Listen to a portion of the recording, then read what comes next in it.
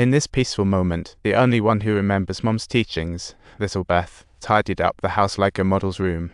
Amidst the busyness, Beth also knitted a pair of custom cotton shoes for Grandpa March, truly a talented little helper. She often took food to the neighbor Mr. Lawrence, becoming the delivery angel in the neighborhood, always with a cheerful smile. When Beth returned home, she was amazed to find a shiny new piano in the living room, and no doubt a luxurious gift from Grandpa March. During their time together, she had already adopted this girl as her daughter, even though sometimes fate acts like a mischievous child, that sometimes fate just wants to play a huge prank, and Beth caught scarlet fever at Mr. Lawrence's place due to her weak health. In an era with limited medical care, this illness felt like a legendary devil, easily snatching away youthful and beautiful. To keep the virus from her family, little Amy had to go stay with her aunt, such a beautiful sacrifice. Older sister Jo recovered from scarlet fever, stayed to care for Beth while their mom kept vigil at her bedside, hands clasped. Her constant prayers for her daughter's recovery were filled with deep love and worry only a mother could have. Everyone silently hoped Beth would be okay. They were like a family marathon, guarding her night and day. Perhaps God heard the mother's prayers, or Joss heartfelt call strummed the strings of fate.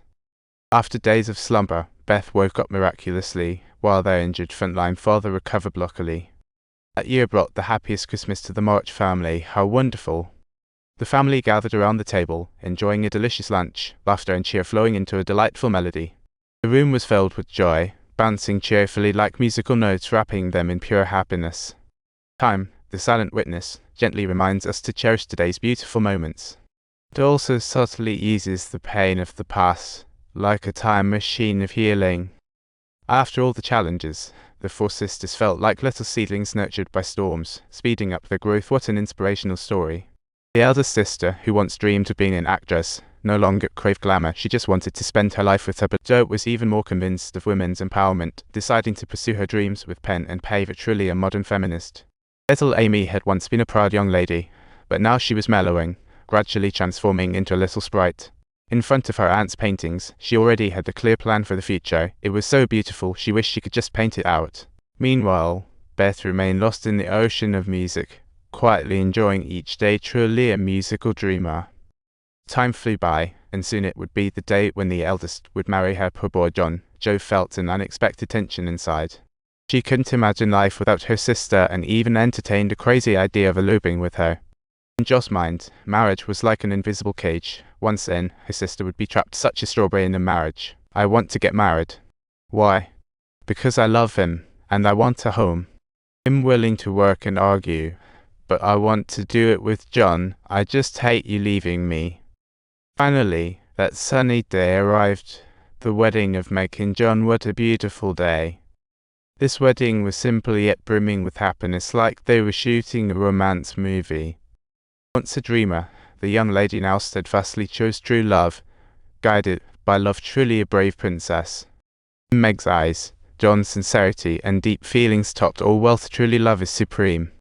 But Aunt March frowned and clearly disapproved of this union. How money-centric her old-fashioned views were.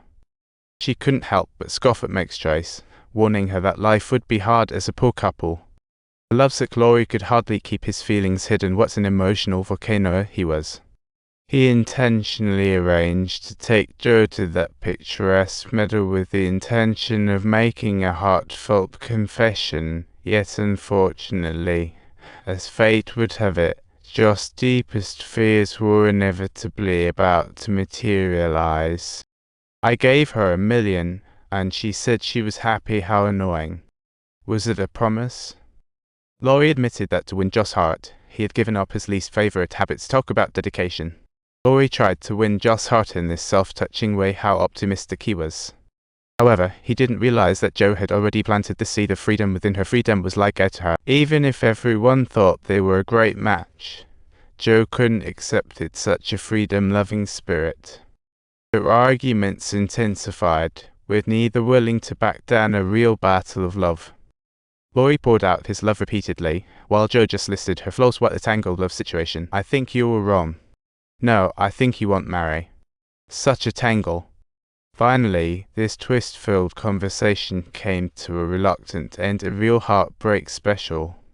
Laurie said, slowly turned, indeed leaving with a heavy heart, feeling like she had just been hit by a truck.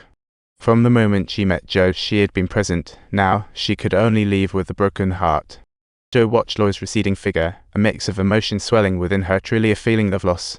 If you enjoyed today's story, don't forget to subscribe to our channel for the latest updates.